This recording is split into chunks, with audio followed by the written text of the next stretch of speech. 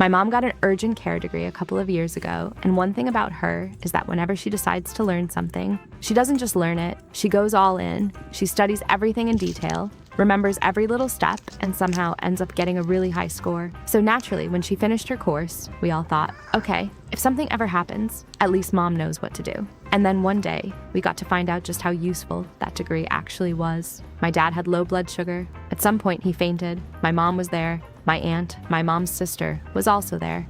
And I should probably mention something important about my aunt. She is scared of everything, not just slightly nervous. I'm talking about the kind of person who can hear someone say, "Don't worry, it's fine," and immediately start worrying about what could possibly be so wrong that they had to say it was fine. So when my dad suddenly fainted, my mom immediately switched into emergency mode. She remembered what she'd learned. Step 1, stay calm. Because obviously, if you're panicking while trying to help someone who's unconscious, you're not exactly making the situation better. So my mom took a deep breath. She was trying to calm herself down. She was mentally going through everything she'd learned.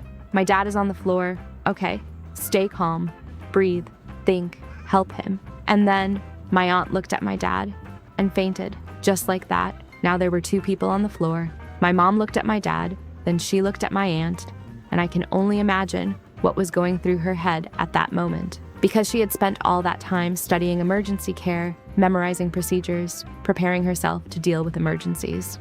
But apparently nobody had prepared her for the possibility of 2 patients appearing at once. So she did what her course had taught her. She took another deep breath, stay calm, breathe, stay calm. Except now she wasn't looking at one unconscious person.